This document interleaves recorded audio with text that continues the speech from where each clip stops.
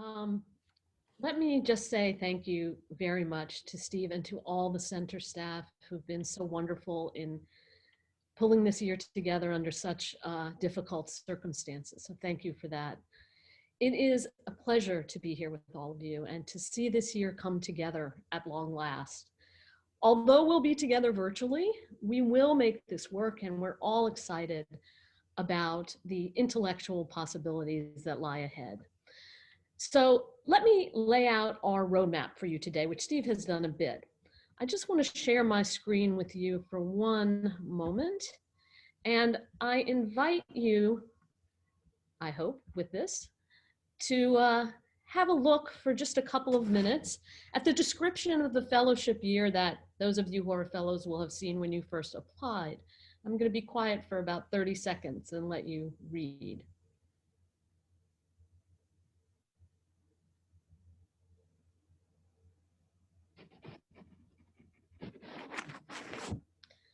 So keep reading if you're not finished. I'm showing this to you now because after the three of us say a few words, we're going to break, as Steve said, into smaller groups where we're going to ask you to think about the questions you want to raise and the paradigms you want to challenge throughout the year.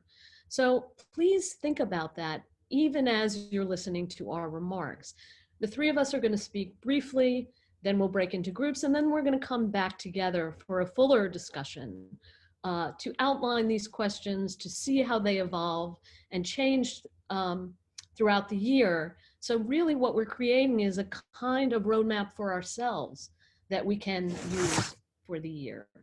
So now I'm going to stop the share, I hope for all of you, and tell you what I've been charged with today. My role here is to lay out how we arrived at the concept of America's Jewish questions. As most in this room likely know, the term Jewish question emerged in various European states in the context of debates around emancipation, citizenship, assimilation, and anti-Semitism.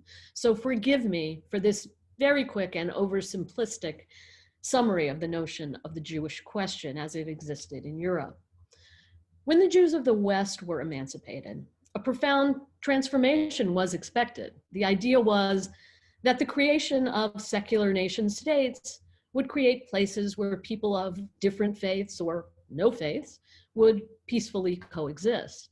If Jews became German or French or British, they would, in theory, become indistinguishable from their neighbors except by religion, as nationality became the crucial marker of belonging. The hypothesis was based on the assumption that anti-Semitism and negative attitudes toward Jews derived primarily from religious intolerance and so-called superstitious practices bound to disappear in time. Secular nationalism, or in other cases, communism or socialism, would eliminate prejudices against Jews along with other forms of racism and bigotry. The modern nation state in this paradigm solved the lingering hatreds of the Middle Ages with enlightened humanism or working class revolution. Jews, of course, were expected to do their part in this endeavor by improving to be worthy participants in the modern world and to adjust their level of distinctiveness accordingly. As you all know, it didn't quite work out this way. And so the Jewish question was born. Essentially, it asks, why are the Jews still different? And how can we deal with that? The use of the term Jewish question and the often synonymous but more sinister Jewish problem varied somewhat from place to place, depending on who utilized it and for what purposes. But it existed rather constantly from the mid-18th to the mid-20th centuries. Marx posited a well-known solution based on the elimination of capitalistic structures, while others argued that political emancipation and the disappearance of religious particularism would suffice. The Jewish question sparked a long-lasting and divisive public debate centered on the fact that Jewish distinctiveness remained, and so did a continued presence of an increasingly secular and racist anti-Semitism. The question was how to solve these interwoven social dilemmas. It began essentially as a neutral question that was discussed by anti-Semites, philo-Semites, and Jews themselves. Needless to say, the answers differed widely, although sometimes converged in unexpected ways, as for example, some Zionists and anti-Semites came to agree on the fundamental point that Jews would never fully belong in European society. Jewish solutions to the problem included assimilation, socialism, communism, Zionism, and yes, migration to the United States. And of course, the Nazis ultimately chose yet another approach, elimination, as their final solution. In the aftermath of the Holocaust, discussion of the Jewish question became publicly unacceptable, though its ideas continued to linger. But in American Jewish discourses, both popular and then scholarly, the largely accepted notion was that America is different and that the Jewish question did not apply in the United States. At the heart of these assessments lay claims that American Jews faced neither the struggle for emancipation nor the virulent political anti-Semitism that gripped parts of Europe. According to this paradigm, America's liberal character allowed Jewish immigrants to assimilate successfully and to blend their ethnic and national identities more seamlessly than Jews in other countries, and without the lingering Jewish questions. The notion was that American Jewish experience was marked by degrees of success, progress, and freedoms that made it fundamentally distinct from Jewish histories elsewhere. To be sure, these interpretations rested on a fundamental belief in American exceptionalism, once largely embraced, but now widely abandoned in US history, but which had a longer staying power in American Jewish studies. By titling this year America's Jewish Questions, it is not our aim to impose European paradigms on American society. Rather, we want to open for re-examination conclusions once deemed axiomatic about American Jewry, such as unbounded rights of citizenship, ever-expanding liberalism, and the supposedly inevitable decline of anti-Semitism. And Lila will pick up more on these ideas in her remarks. While we reconsider many fundamental principles that have undergirded American Jewish scholarship, we also aspire to excavate new questions about migration, religious expression, legal frameworks, ethnic identities, gendered experiences, and many other questions too numerous to list. It would be inaccurate to claim that this work has not already begun, and many in this group and here today have been doing it. Transnational scholarship has been a big part of this term. And Jewish studies, or any field defined by movement and migration, desperately requires thinking outside and across national boundaries. That work continues in our field as in others. And I want to make just one final point before turning it over to Lila. And I speak here from my work in American Jewish history, but I think the same could be said about other arenas of American Jewish scholarship. This is an extraordinarily young field in both American and Jewish studies, and frankly, one that has struggled for academic recognition in both. The academic study of American Jewish history is barely more than a half a century old. And in fact, if we went back 50 years, we'd only find a smattering of work that would meet the criteria of genuine academic scholarship. Outside of a few pioneering figures, the field only truly began to flourish in the 1980s. As many of you know, the American Jewish Historical Society was founded in 1892, but only a few professional historians were involved, and most of its work was partisan, crafting narratives about Jewish patriotism and loyalty. For most of the time that Jews have lived in the United States, it has been amateurs, not professionals, who crafted how American Jewish experience was told. And many of those narratives had staying power in the first generation of professional works. The study of Jews came sometimes to the American Academy through religious studies, sometimes through literary contributions, and came to American history via the study of immigrants, with scholars like Oscar Hamlin and his disciples. But that was a moment when immigrants were examined in a framework that barely acknowledged some kind of old world and focused on assimilation, adaptation, and the maintenance of ethnic and religious identities that were compatible with American norms. The fissures, the ruptures, the anxieties, and the uneasiness of Jewish encounters with America and American encounters with Jews reflect more recent trends and ones we want to explore further. So given this young and emerging scholarly subfield, given the questions that have been asked, those that have been dismissed, and the new ones that have arisen, the time is ripe to reevaluate the methods, the narratives, and the directions of American Jewish studies. This is our year to interrogate and to formulate America's Jewish questions anew. Thank you. I'll turn it over to Lila. Thank you so much, Beth. I learned a lot. I was scribbling a lot in my notebook, and I expect that's what this year is really going to be about. You know, so many of us here have the opportunity to work with one another on committees, and you know, occasionally we might share a panel together, but the chance to really go deeply into questions and topics in community with one another, albeit virtually, is something that I've been looking forward to for so long. And, you know, I think about what the kind of graduate school experience was like and how heady it was, and think that, you know, at its best, I am so hopeful that we will be as if we're in that experience, but maybe slightly more mature or refined, or somehow different or changed from just from those days. But my goal for the next couple of minutes is to give you some sense of the intellectual ferment that brought us to this topic, and to talk specifically about why the formulation of America's Jewish questions, and even America's Jewish question, is important to me, and I hope will be important as we all work together in thinking about our various topics.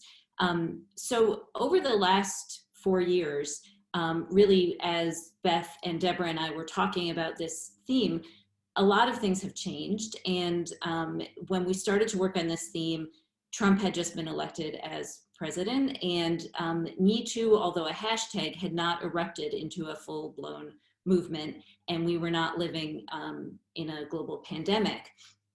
And since writing the proposal, 2 specific matters have really preoccupied me and made me ask some new and different questions about our field. One has to do with the Me Too movement, with the sexual politics of recognizing, calling out, and remedying decades and really centuries of violence and exploitation of women and of women's bodies. And the second has to do with white supremacy and thinking about how visions of white ethno-nationalism that have really long been part of our nation's history have found new expression online, in public, in violence. And both of these movements cohere around violence and structures of power that subjugate not just individuals, but entire categories of people.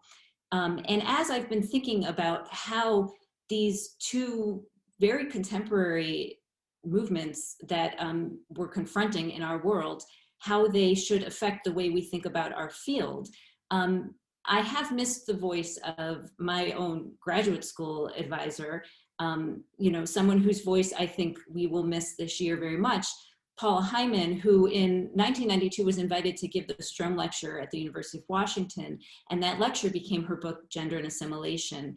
And in it, she noted and I'll quote, "Coincidence of anti-Semitism and misogyny is understandable, for in disputing their subordination and asserting a claim to equality, both modern Jews and modern women challenged the anti-Semites' nostalgia and anti-modern vision of a smoothly functioning, non-egalitarian, hierarchical social order in which subordinate groups like women and Jews knew their place."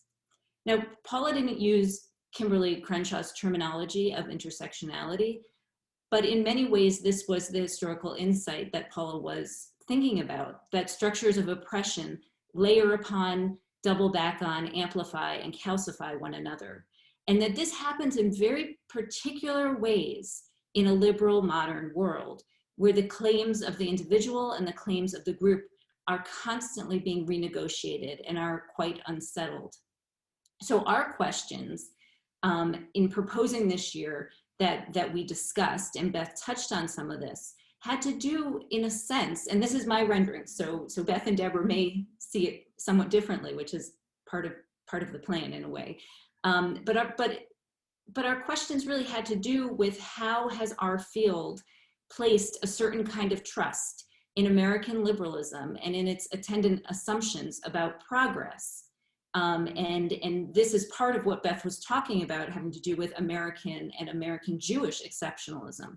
Have we placed this trust without interrogating and understanding the multi-dimensions and multi-facets of liberalism and of Americanism as deeply as we should? And my own specific question, in a sense, is that I have seen this as an article of faith, my own faith as well in the field, that there is this liberal progress that operates in a very specific and special way in the United States and for American Jews. And the essence of that article of faith is that there is no and has never been a Jewish question in America, right? That this formulation, in fact, is meaningless in the context of the United States. And I think that this has been an article of faith in our field, and one I, in some of my writing and research, have maintained.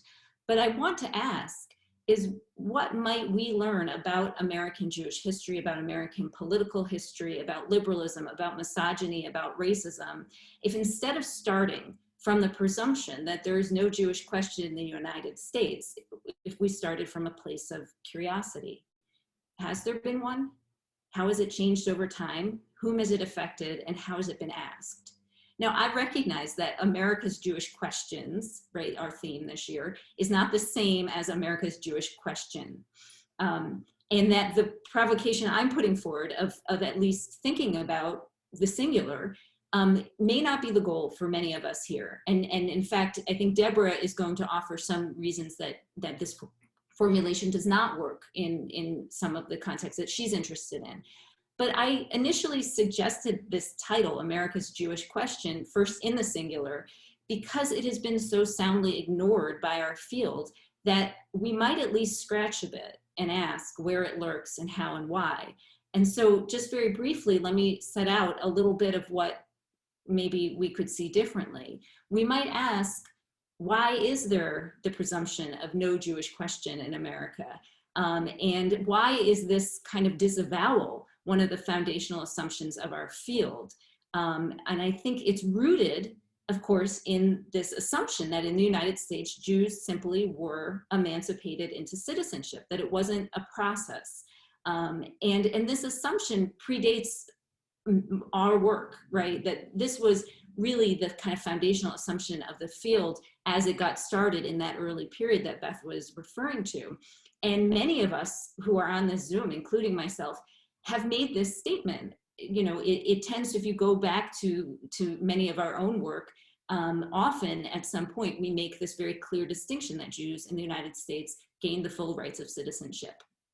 So if we believe that Jews in the United States were simply emancipated as individuals upon arrival, and then no one looked back, we deny that there's a possibility of a Jewish question in the United States. But my curiosity about this, right, and sort of trying to scratch at this and ask some questions about it, has led me to think more about the history of American Jews' citizenship. Is it the case that citizenship simply was bestowed upon arrival and that's that? And if you read the work of legal theorists and historians, many of them, especially in the last decade, have written about American citizenship as, to quote one, not an all or nothing affair. And certainly as we celebrate 100 years of women's suffrage, this proposition should be self-evident, that citizenship has gradations, thresholds that operate upon groups and not simply on individuals. Some talk about semi-citizenships. David Sorkin, in a really important book about Jewish emancipation, talks about conditional emancipation. And yet this notion, right, that more and more legal theorists and historians are talking about is in tension with the liberal doctrine of citizenship, which is expected to be a singular model applicable uniformly to all individuals. So in a sense, there's a kind of chafing between expectation and application that we find American courts, policymakers, and leaders stumbling upon as they actively deliberated over where Jews fit into a model of citizenship, right? A model of liberal citizenship premised upon individuals, yet often applied through ideas of collectives or groups. You know, and often this involved thinking about Jews through analogies to other groups, through comparisons to other groups, depending on how Jews were situated at the moment, whether Jews were being spoken about as women, as wives, as Europeans, as non-Europeans, as married to other Jews, as married to non-Jews, as parents or as children, right? All of these different ways of thinking about the different categories that Jews might have occupied as their citizenship was being understood and contested. And sometimes this was done as a kind of exemplum, right? Not just Jews thought about in comparative ways with other groups, but Jews thought about it as manifesting a particular dilemma of American citizenship. And in the research I've done, this certainly comes up in questions about dual loyalty. And in fact, some of the most important cases about an evolving doctrine of dual citizenship were adjudicated by thinking about American Jews and their relationship with first Palestine and then Israel. So it seems to me that there are ways, and this was just a very brief kind of journey, to think about the way that the Jewish question manifested in the United States. Not to say that we need to think about the Jewish question entirely as dictated by the particular history that Beth set out, but to think about how that question in the United States is a question about difference, about tension between individual and collective, about the tension really between liberalism and democratic citizenship. And to be clear, at many times, I think it's possible to say that the Jewish question has far exceeded concerns about actual American Jews. Though, of course, I think you could say the same thing about the Jewish question in many other places and moments in time. So certainly our task this year is to think about America's Jewish questions. And we're going to, after Deborah speaks, have a time for all of us to kind of talk through what particular questions we bring to this year. I also think it's valuable to hear in the plural the possibility of the singular, and to ask with curiosity what we might find if we relinquished our certainty that there is no Jewish question in the United States. And I'll just end by saying that I think it's important for me to set a kind of intention for this year. And I've used the word curiosity a lot. And that's my first intention, that I come, and I hope we all come to this year with a sense of curiosity. And the second word I would use is generosity. And there's a book actually Steve and I have read together in another context about generous thinking and how important it is and how undervalued it is in academia. And I want to end by just reading a kind of short synopsis of what that generous thinking is, to mark that as well as an intention. Generous thinking is a mode of engagement that emphasizes listening over speaking, community over individualism, collaboration over competition, and lingering with the ideas that are in front of us rather than continually pressing forward to where we want to go. So it's wonderful to see everybody here, to be with everyone, and I'm going to pass it off to Deborah.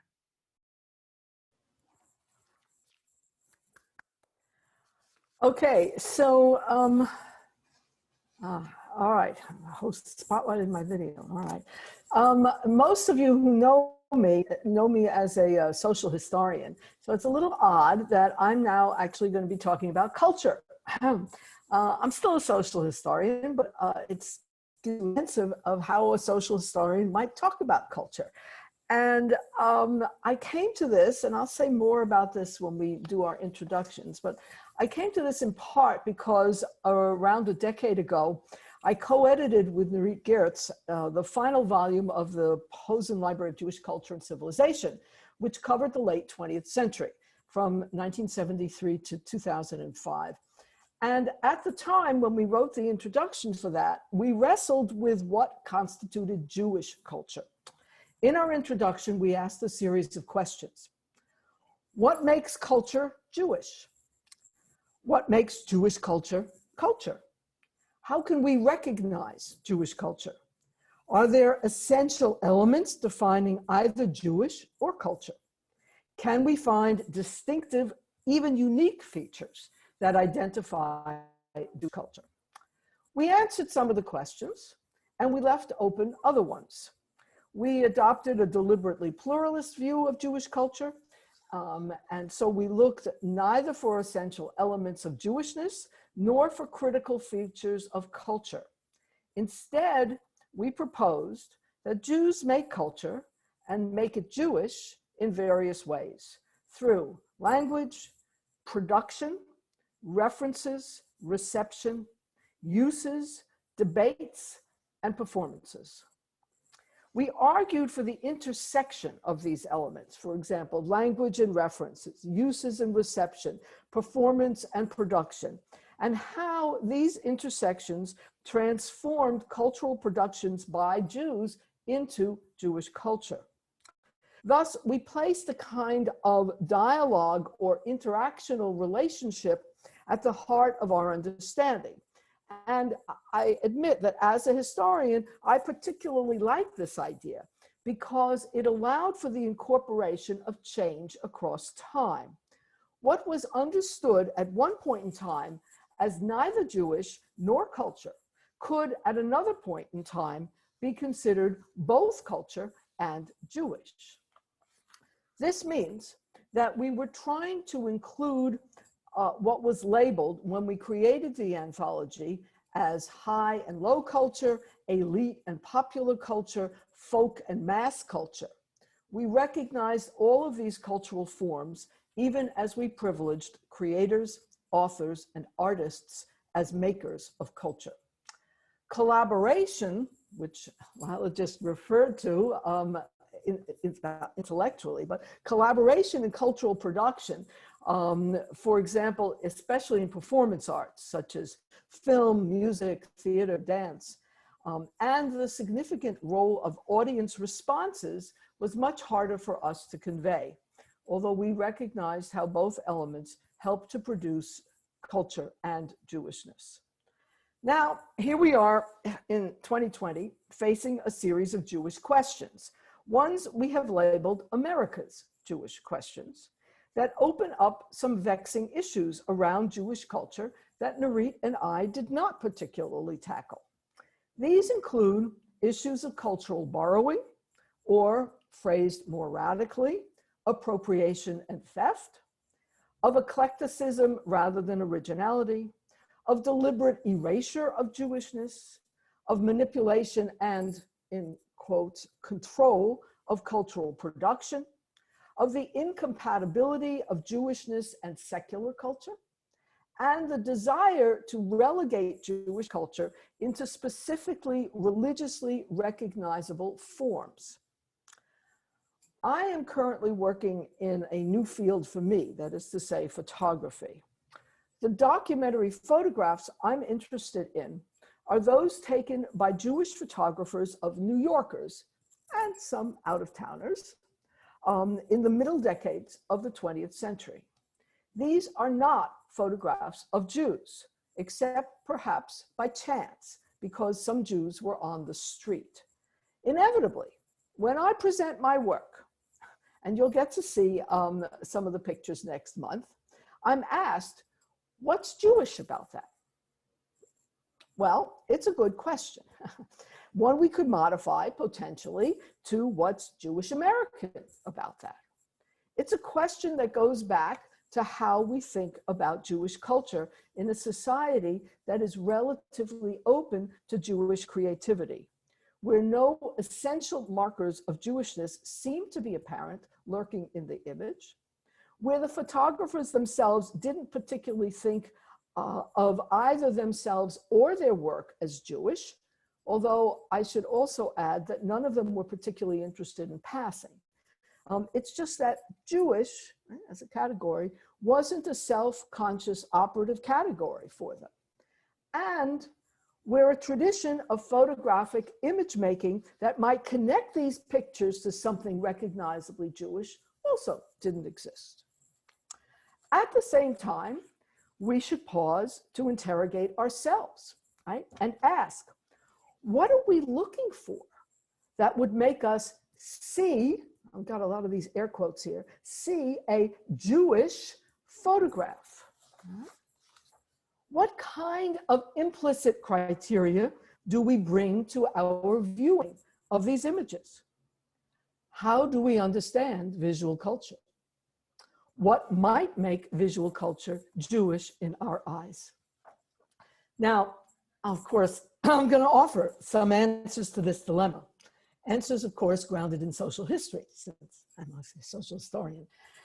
Excuse me. Answers that involve the intersection of politics and aesthetics, that connect working class cultural backgrounds with the urban experience of growing up Jewish in New York City, that situate photographers within a rapidly changing technology and means of producing photographs, that pay attention to gendered possibilities for employment, that recognize shifting attitudes toward photography as a cultural form, especially, I'm speaking now of film photographs, and that acknowledge growing interest among audiences for consumption of images of the urban past. But I'm also going to suggest that we need to grapple with some assumptions about Jewish American culture, its vitality, originality, and its departure from European and later Israeli norms.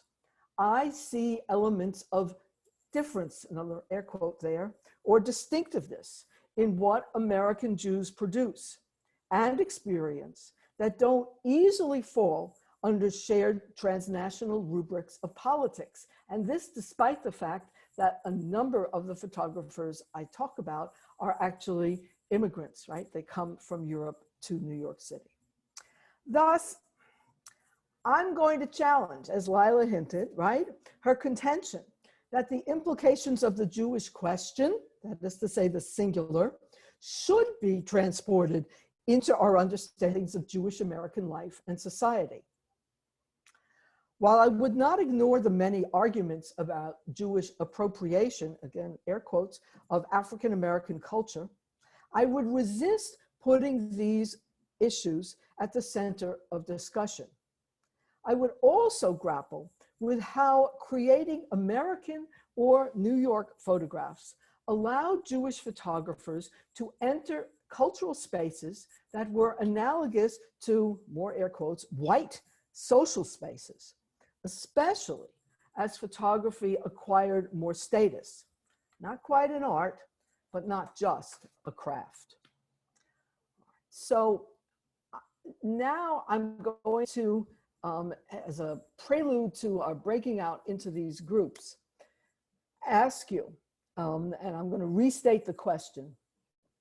What do you think are some of the most pressing Jewish questions when it comes, and that's the plural, when it comes to understanding the history, experiences, cultures, and contexts of American Jews? And what new approaches might help to address these questions?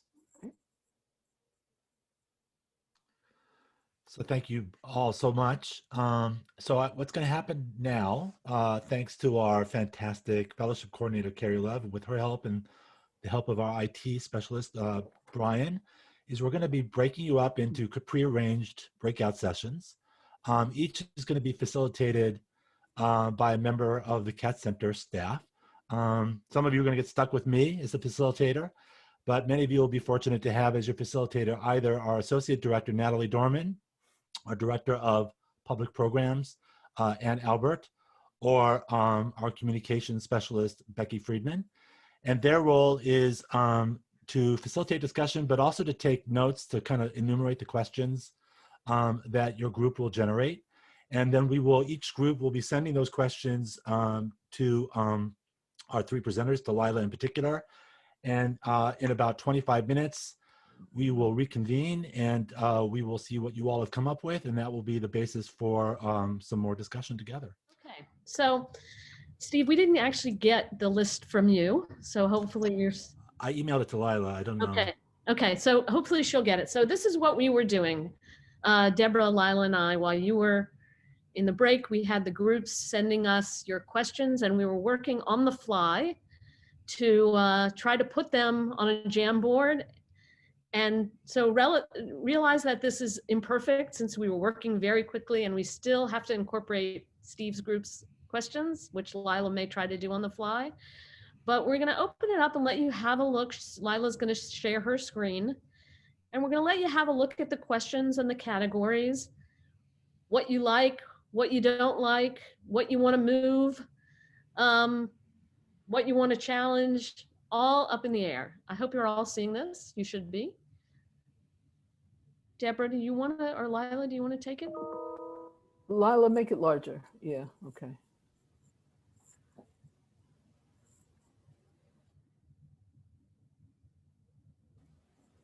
Okay, so what we did was we created a group of categories: culture, politics, law, community, race, religion, and method.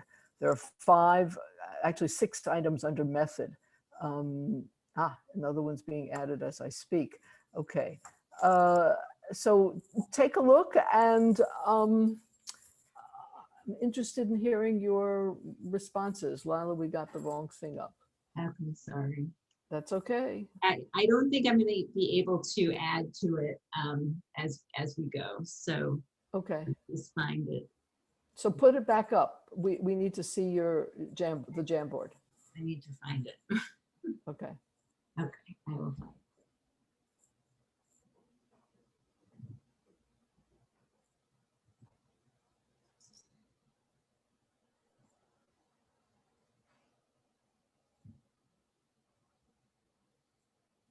And I'll make it bigger. Thank you. Sorry.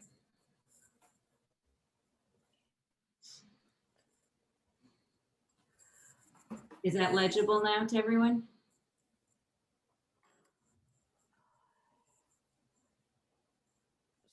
So what I would like is for people to take a sort of a read about some of these, and as Beth suggested, respond either to the categories or to the questions that we've set out. I can call on people if you put your name up. How does this thing work? Oh, you can raise your hand. That's right. I will look for raised hands under participants, so I can call on you. Okay.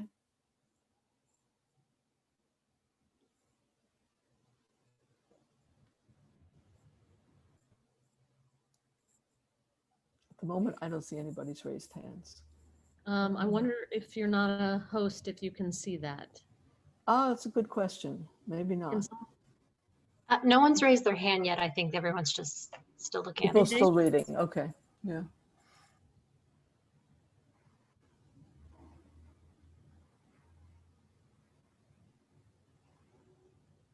Hey, I would put the illiteracy question over under culture rather than community, to be honest. Because if you're illiterate, how do you have a culture?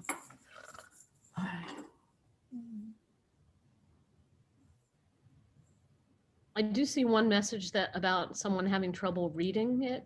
Can you make it a little bit bigger, Lila? I can try to make the individual things a little bigger, especially the smallest ones. How about making, you can't make, I say your whole screen bigger.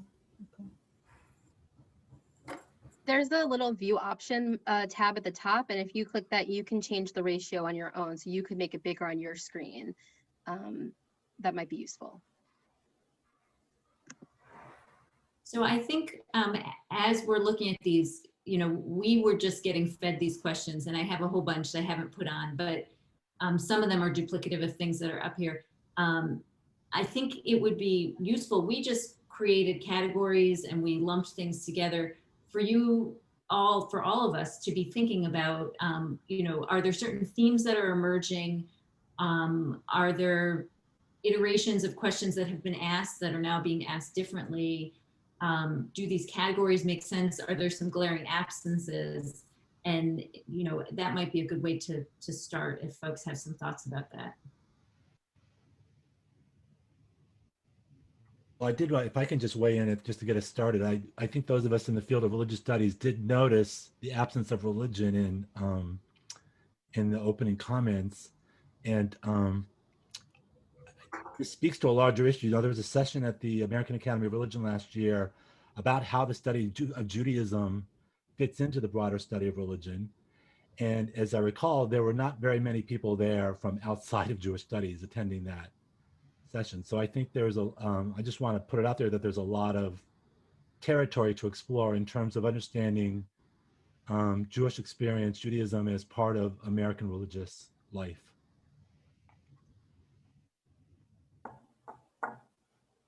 Steve or whoever's moderating, I just would add under culture, material culture.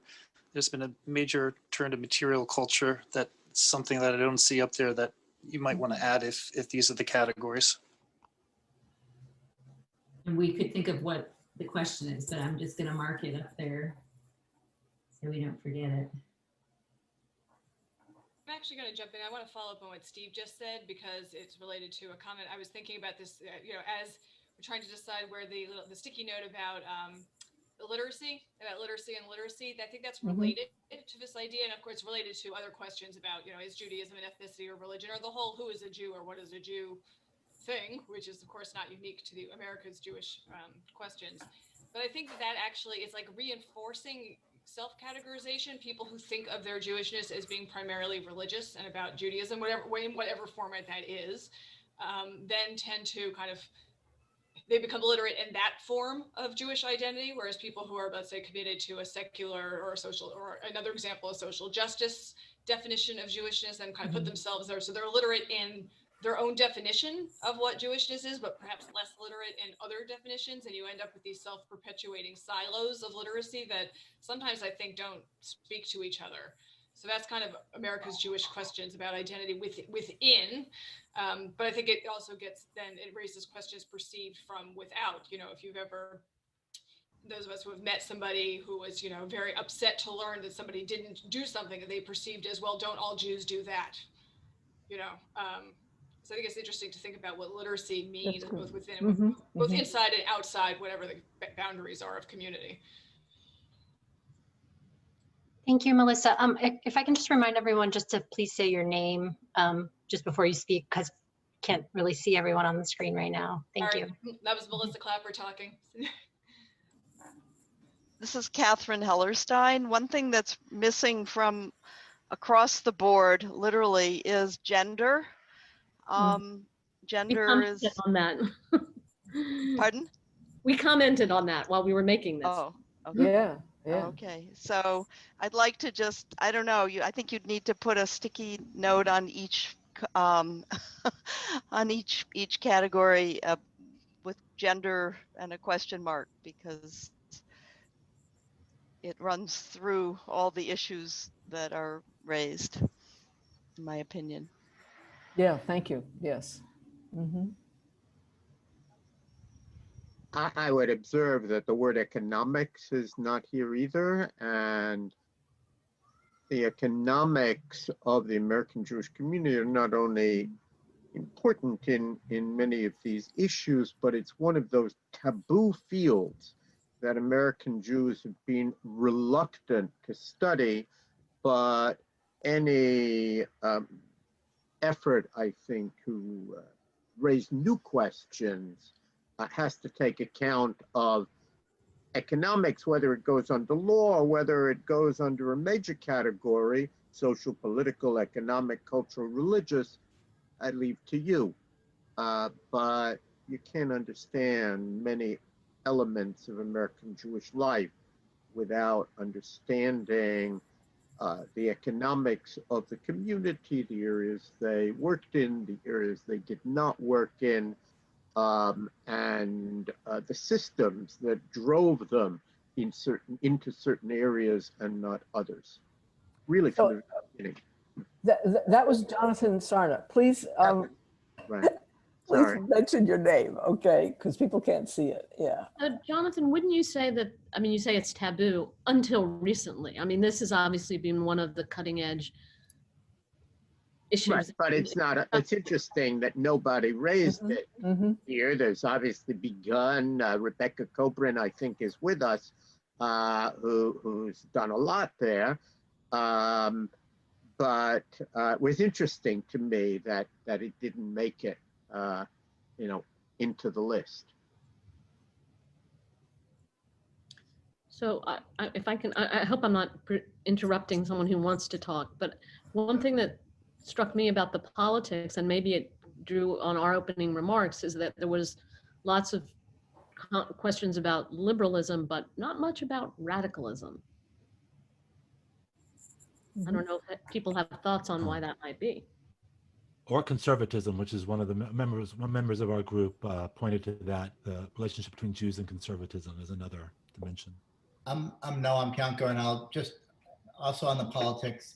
It seems that a lot of the politics things are not about internal Jewish politics, but actually really about the state, the United States, and criticisms of the United States, or the interaction with the United States. So I think one of the issues when we're looking, particularly if we look at it as like there is an American Jewish question, that would have a lot to do with the state. So I just wonder about trying to focus a little bit more in this politics category on the United States as kind of an object of study when we think about Jewish politics, rather than just, intra-Jewish politics.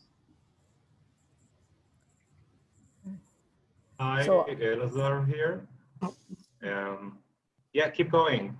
I will wait. No, go. Okay. I just want to think about the importance of the classification to different categories. I mean, what does it mean culture? And what does it mean community? And what does it mean religion? I mean, for example, I examine a Reformed Jewish congregation in Israel, and some people who don't recognize the Reformed congregation as an integral part of the Israeli society, they say Reformed Judaism, it's not religion. So I think that before we create the questions and create the issue, as a researchers, we have to ask ourselves the construction of the category. I mean, culture could be a lot of things. And when I say culture, or when I create questions that include the word culture, obviously, I think about white, Western, American theoretical landscape. And I have to consider it and to be aware for this epistemological issue when I create a comment and a question. And I think that we have to think about it before we just fill and classify the issues. It's just a comment. I think all the issues and all the questions are really, really interesting, but I think that we should consider the epistemological matter of the classification to different binary categories. Can I say? Can I say something? Yeah. Yeah. Okay. I wasn't sure if I was supposed to do a little. No, introduce yourself. Oh, I'm Hasia Diner, and I would say that the previous comment should be applied to every one of these categories. That is, they're all kind of assumed what is race, what is community, politics, and so on. And that not that we will have any kind of answer today, for sure, in a half hour, but rather as we, and there is this question somebody sent in about we, embark on our projects, I think it's really important to keep in mind, and in our conversations over the course of the year, is the fluidity between these categories, and that any historical phenomenon doesn't just exist within its silo, but has implications for all the others. And each one of these, in the particular context in which we're thinking about it, writing about it, needs to be interrogated and defined, not just defined as we might use it now, but how is it defined in the historical period and among the people that we are writing about, that we're thinking about, and how did they use these words, and what did these words mean to them, and how did the nature of those definitions impact upon their actions and their thinking. So that was just one comment. And the other is, a lot of these, much of this seems very self-referential to Jews about Jews, and Jews, yeah, everything else is a kind of undifferentiated whole. And I think that, again, that is something we should be careful about thinking in terms of what do we mean by American, or what do we, who is that, and how do we think about that in the context of our writing and our discussions. I would like to add, if I can, this is Uzi Webhun from Jerusalem. Just a quick suggestion for to add perhaps another box to the last column of methods. And this is the question of what is the level of our analysis, whether we focus on the micro level, many of the individuals themselves, or on the meso level of the community, or even perhaps the macro level of the entire American society, perhaps on the global level. So I think this is something, at least as a social scientist, that we take into account when analyzing quantitative data. I'd like to add something. This is Shira Woloski, also from Jerusalem, that is part of the meta questioning, which is, to what extent are the categories we're using reflecting our current view paradigms of American discourse? And is that is that the same as Jewish paradigms of discourse? To what extent are American issues defining the Jewish issues without answering the questions of what constitutes either Jewish or American, which would be a long discussion?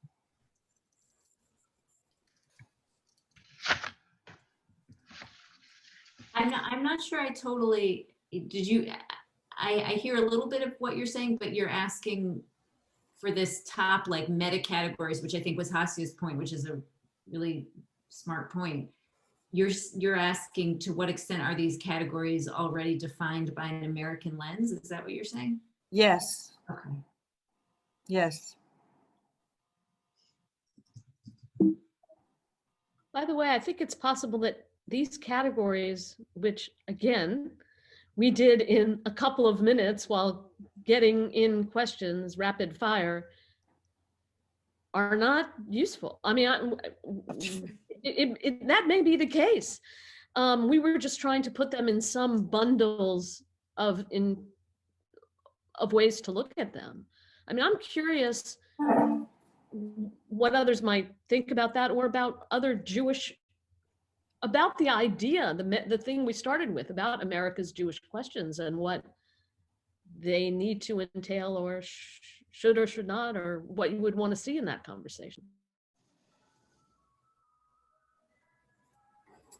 Well, Beth, could I say, what could they entail? In other words, it's not a matter of being prescriptive and saying what they should entail, but how does the framing, which I thought was fabulous at the beginning, opens up ways of thinking. And so what are the ways in which we could take your three presentations and apply them not only to our projects and our conversations this year, but to our teaching and to our just understand our future research?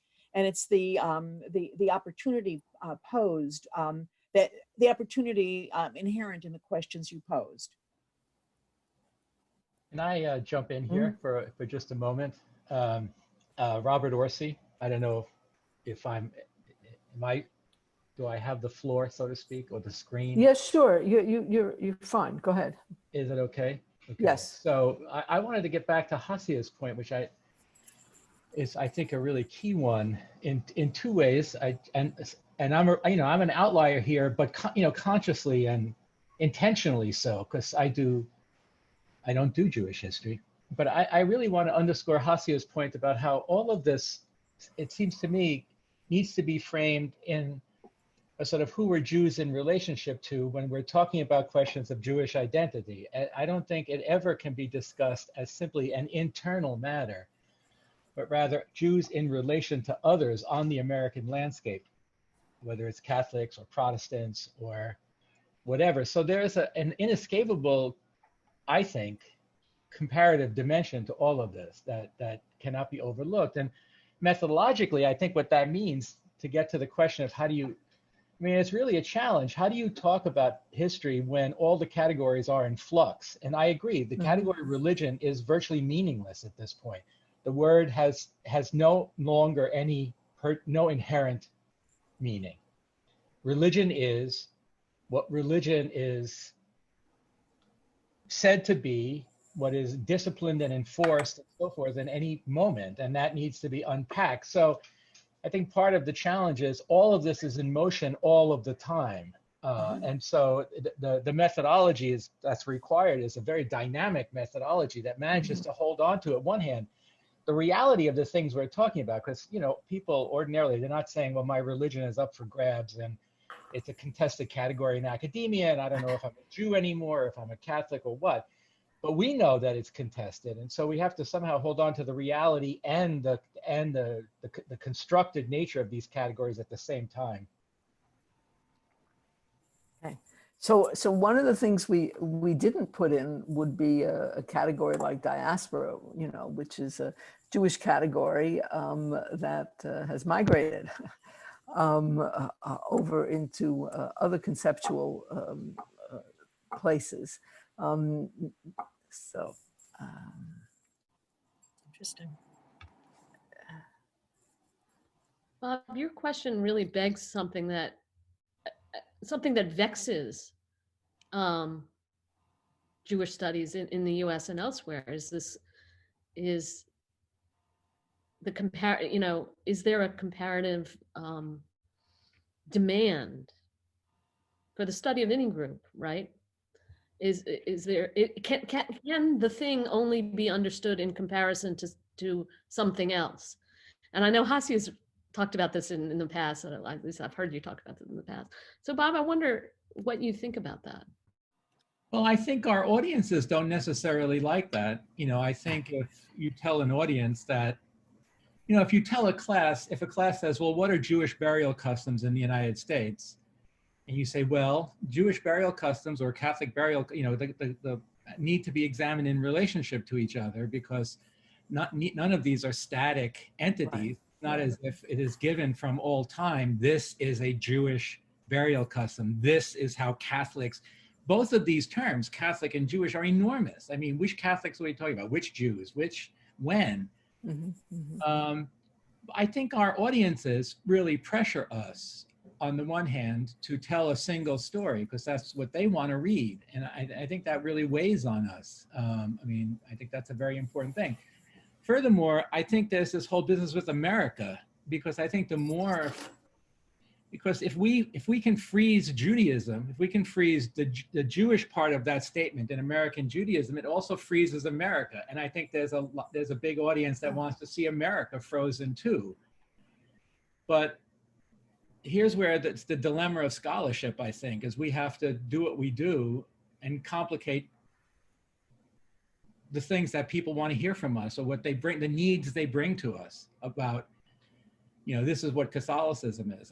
Currently I'm working on a project on Catholic sexual violence, and it's not making me popular among any Catholics. But I don't see how the history can be told without talking about sexual violence.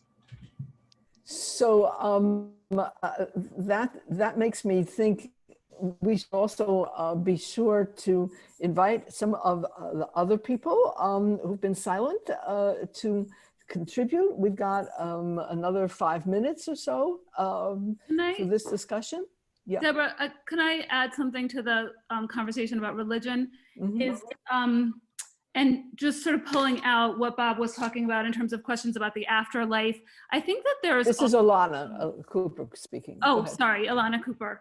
I think there's I was interested in the religious questions, and I think that there's some universal, like pan-universal questions about how we as human beings deal with questions about the afterlife, our corporeality, if there's a divine, connections to the divine. And I often see my work as I can't address the whole human condition and those questions for all of humanity, but I use the Jews as a case because I know it very well. And so in that sense, it's definitely my thinking about the issues is definitely situated in time and place. But I'm interested in having sort of questions about these universal human issues. I wanted to to add one additional thing. I'm Ravelin Prell, and that is, of course, all the meta questions, theoretical questions are crucial. But following up a little bit on something Uzi raised, is there's a question of what we might call transmission or socialization. That might be, I don't mean that as a social psychological issue so much as cultures do not happen outside of real relationships that can be physical, emotional, that are grounded in time and place. We could say that about many other things as well. And these are pretty abstract, though the debates ahead will also be abstract, but understanding that transmission takes place within certain kinds of relationships, particularly in a pluralist country like the US, who authenticates this. We know from what Bob just said, anybody who cares to, but nevertheless, that question of the transmission of culture, I've always found to be really crucial. Okay, thank you. That's great. Can I weigh in? Just absolutely, Rebecca. Yes, thank you. I'm just going to return to the last two and something that was raised in our group about who is the we, and about this group, and about thinking about who is in this group and who is not in this group. And I just finished supervising a dissertation on the history of the spread of Catholicism in Long Island, in which and what suburbanization can tell us about urbanization. But the important part was he knew nothing about Jews. And that's why I was on the committee, because the way synagogues grow on Long Island and the way Catholic churches fund themselves was exactly the same. So I'm thinking from the other end, who is not in this group, and then what questions are we not asking about all the categories we've just complicated: culture, politics, law, community, race, religion, and method. Because this group has, been talking to each other for a long time. So, and I'm just thinking about what can be added. That's good. I was on a dissertation about the growth of an American Islam in the latter part of the 20th century, where in fact the case was very different, because she was interested in what Jews and what other religious groups had done, and I learned obviously from reading that dissertation a great deal.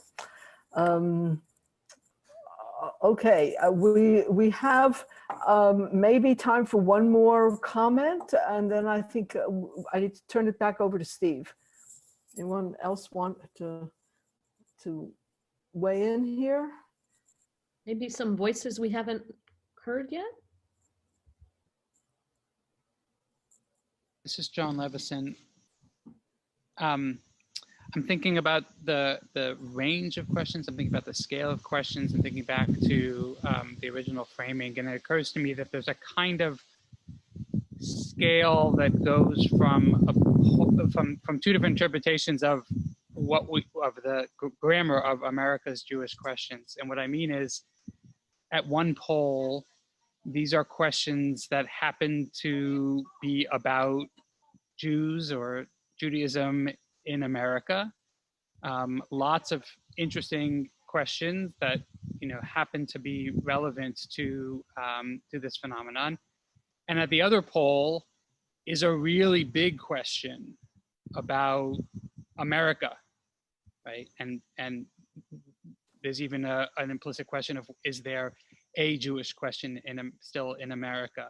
Is America an entity that is America the kind of entity that can have a Jewish question? Is America opposed to the Jews who present the questions?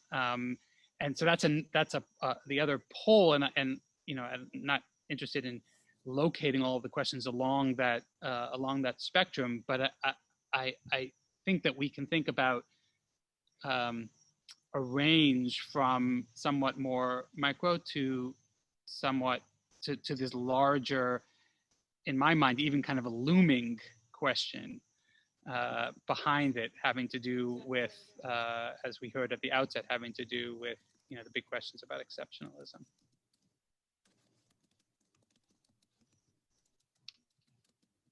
All right. Well, thank you. That's a big question upon which I think to draw to a close. I'm going to turn this back over to Steve, and we will send this Jamboard to everybody, and you can potentially rearrange the questions into better meta categories, or just disrupt all of them as you wish. But I think we've seen here the opportunity to try to think together, even in these constrained circumstances of not being in a physical room together. And thank you all very much for wrestling with these questions, and we'll be returning at different points in the year to some of them as we move forward with the different presentations that we'll get a chance to hear. Steve? Terrific. I think that, among other things, the document that we've all produced is going to be a kind of artifact of what we're thinking in this moment. And I think we want to hang on to it, because I think it'll be helpful for us as we kind of gauge our thinking along the course of the year. And at the end of the year, I think it'll help us see how far we've come in terms of how we're thinking about things. I want to thank Beth, Lila, and Deborah for doing such a fantastic job launching this year, giving this group a chance to interact with each other, breaking the intellectual ice, so to speak. Thank you so much to all three of you. And I want to thank the group as a whole for, being great participants in this program. This is just the beginning. We're going to be now commencing with our weekly seminars after the high holidays. Our weekly seminars are going to begin in the next 2 weeks. The fellows are going to use the Wednesdays to get to know each other at a deeper personal and intellectual level. But then after that, I think on October 14th, we're going to be commencing with our legendary seminar series, and we're very excited about that. And we've also introduced a new custom for fellows and affiliated scholars who are connected to the year that we're calling Chats, which will involve some of the perspectives from beyond this cohort. Scholars who are not fellows, in many cases scholars who are from beyond Jewish studies, and some of them will be sharing research with us, some of them will be provoking us, some of us will be thinking together with us about various questions. So we're very excited about that. And for those of you online now who are more intermittent visitors, I want to call your attention to the fact that we will also be having programs that are open to the university community, and in some cases to the broader community over the course of the year, including a series entitled Jews in the America to Come, which is an effort to reflect on the role of Jews in all the social, political, and cultural transformations that are underway now. We'll have talks on white nationalism and anti-Semitism in the contemporary United States. We'll have a program about the Pittsburgh shooting. And so you'll find out about those. Those events will be posted any day now on our website. And we'd love it for all of you to attend those, both fellows and those who are beyond the circle of the fellows. So I want to thank everybody again. I want to thank our fantastic staff for the behind the scenes work that made this possible. And I'm so delighted that we're getting going now. So thank you all very much.